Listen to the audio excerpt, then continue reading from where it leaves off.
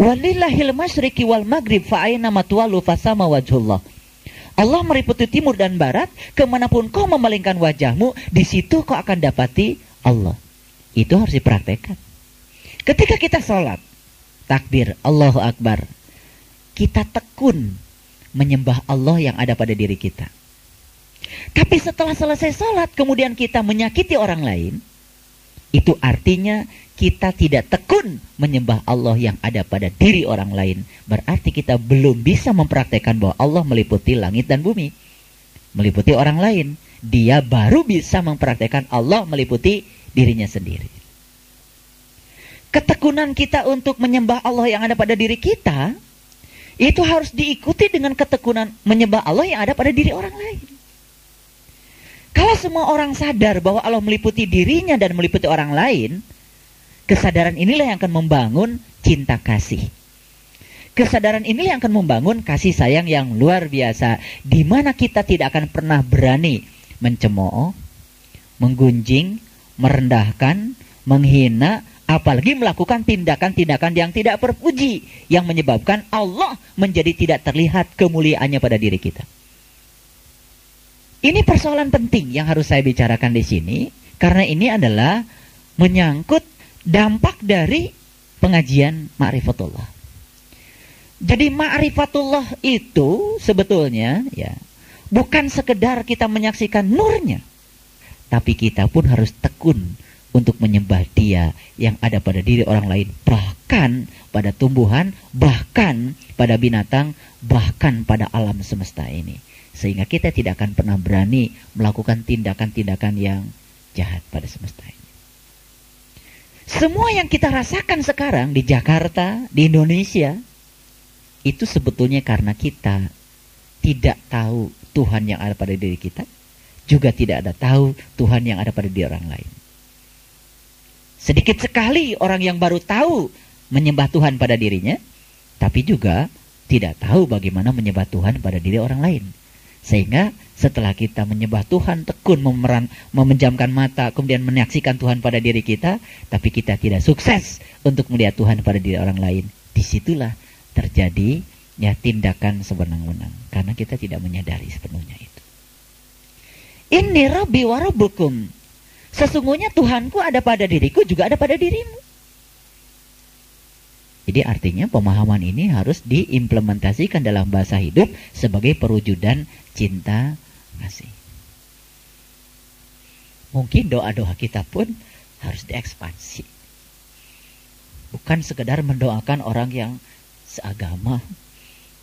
Kita doakan umat manusia di semesta ini semuanya. Kadang kalau saya lihat orang Hindu, orang Buddha, kalau ceramah di TV, mereka mendoakan itu nggak tanggung-tanggung. Semoga keberkahan meliputi segenap manusia dan seluruh binatang dan tumbuh-tumbuhan dan semesta ini. Gak apa-apa kita mendoakan mukminin, mukminat, muslimin, gak apa-apa. Yang penting pemahaman mukminin tidak dikaitkan dengan baju agama.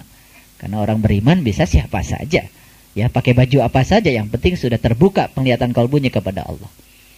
Dan kita pun barangkali harus berguru kepada mereka bagaimana berdoa itu memiliki kapasiti yang lebih luas lagi. Ya, luar biasa. Jadi terus terang aja, setelah saya menekuni Ar-Rahman di dalam, kita ini centang perenang, tidak bersatu. Masing-masing merasa lebih hebat daripada yang lain, sehingga tidak terlihat sifat-sifat tawadhu itu. Dan akhirnya pada titik tertentu itu akan menghijab kita dalam proses berjalan untuk meningkatkan kualitas spiritual kita. Kesadaran bahwa Allah meliputi kita dan meliputi orang lain, dan kesadaran itu harus ditumbuhkan. Sehingga dengan demikian ketika kita mau apa saja melakukan apa, Allah meliputi aku dan meliputi Anda. Bahkan bukan sesama manusia, tapi kita bisa memberikan kasih ini kepada seluruhnya, kepada tumbuhan, kepada binatang, dan sebagainya. Kalau ini terjadi, kita telah memberikan sumbangan besar untuk perdamaian. Walaupun barangkali dari perspektif yang sangat kecil. daripada tidak sama sekali. Ya, daripada kita menjadi sumber konflik. Ya, karena sekarang agama telah menjadi sumber konflik akibat dari kepicikan di dalam beragama. Jadi kita bersyukur kita ada di sini dan dihadirkan oleh Allah untuk mendengar ini semua, dan ini semua adalah rezeki Allah untuk kita, supaya kita menjadi orang-orang yang memiliki kearifan dan kedewasaan di dalam bertindak. Itu ciri yang ke berapa? Ciri yang keempat. Ya. Ciri yang kelima adalah mendirikan sholat. Jelas. Setelah seseorang itu mampu menemukan wajah Allah, baik yang syariat maupun yang hakikat, maka tugas berikutnya adalah mendirikan sholat. Bukan mengerjakan sholat, tapi mendirikan sholat. Kemudian yang berikutnya, ciri yang keberapa? Keenam, ya, menafkahkan sebagian rezeki yang diberikan Allah kepada mereka secara sembunyi atau terang-terangan. Jadi saya ingin beritahu, kalau ada orang yang membagikan rezeki secara sembunyi, bagus. Secara terang-terangan juga bagus. Karena itu dianjurkan oleh Quran. Ria dan tidak ria itu tergantung pada niat seseorang. Kita yang di luar diri mereka tidak berhak untuk menilai orang lain. Jika ada orang lain membagikan rezekinya mengundang wartawan, biarkan saja. Kali saja cuma ingin diumumkan kalau jadi orang kaya harus seperti dia, kan gitu. Ya, lalu jangan kita menjas seakan-akan dia melakukan tindakan ria, karena yang tahu ria dan tidak ria bukan kita, yang tahu adalah mereka. Jadi kita jangan suka masuk pada pikiran dan perasaan orang lain, karena kita tidak punya sebenarnya kemampuan untuk memasuki wilayah itu. Kita cuma punya kewenangan dan kemampuan memasuki wilayah diri kita sendiri. Nah, makanya lebih baik ke dalam diri kita daripada ke dalam diri orang lain, karena itu pasti akan salah. Ya, kita tidak nyumbang, tapi kita mau berkomentar. Oh, nyumbang tapi diomongin gitu kan. Padahal orang ngomong itu siapa tahu hanya memberikan motivasi, niatnya kan sangat beragam. Betul? Nah, itu sebabnya kita harus lebih waspada, lebih hati-hati. Karena Quran pun membolehkan ya menafkahkan rezeki secara terang-terangan atau sembunyi, boleh, nggak masalah.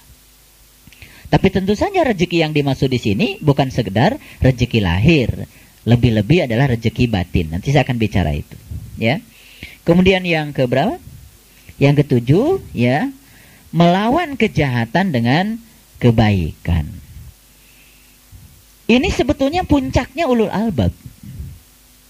Dari tadi itu, ya, dari nomor 1 sampai nomor 7, ya, kita bisa melihat ada semacam proses peningkatan kualitas. Ada proses peningkatan kualifikasi.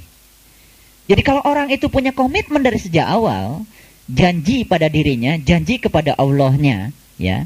Dan kita semua pernah berjanji, ya. Makanya di dalam Quran selalu ada pernyataan, ya ayyuhalladzina amanu aufu bil uqud. Orang-orang yang selalu dimintai untuk menepati janji, itu pasti orang beriman. Berarti orang beriman itu orang yang sudah berjanji. Yang belum berjanji itu belum beriman. Makanya selalu ditagih janjinya oleh Allah. Nah, kalau mereka itu punya komitmen dan seterusnya, ciri-ciri yang tadi itu nomor 1, 2, 3, 4, 5, 6 sampai 6, maka dia akan bisa melahirkan yang ketujuh. Dan ketujuh ini sebetulnya puncaknya sebetulnya. Melawan kejahatan dengan kebaikan. Ini puncaknya, ini puncaknya. Nah, inilah sebetulnya yang harus menjadi cirinya orang-orang yang telah mencapai ulul albab, yang telah mencapai lub. Ya, wilayah yang sudah bersinggungan dengan wilayah syir di dalam kalbu kita. Dan saya harapkan tentu saja ya sifat ini harus tercermin pada diri kita semua, melawan kejahatan dengan kebaikan. Jadi kalau melawan kejahatan dengan kejahatan itu sudah tidak aneh lagi, ya. Ini sebetulnya puncaknya kajian kita. Tetapi ini bukan sekedar kajian, tapi bagaimana kita mempraktekkan ini di dalam kehidupan kita. Karena pasti setelah pengajian ini akan ada ujiannya. Pasti akan ada ujiannya. Ini sekedar mengulang saja apa yang pernah saya bicarakan pada kesempatan yang lalu tentang 7 ciri orang yang telah mencapai lub. Ya. Nah, kita sudah mencapai lub atau tidak, ya tentu saja yang paling tahu adalah diri kita sendiri.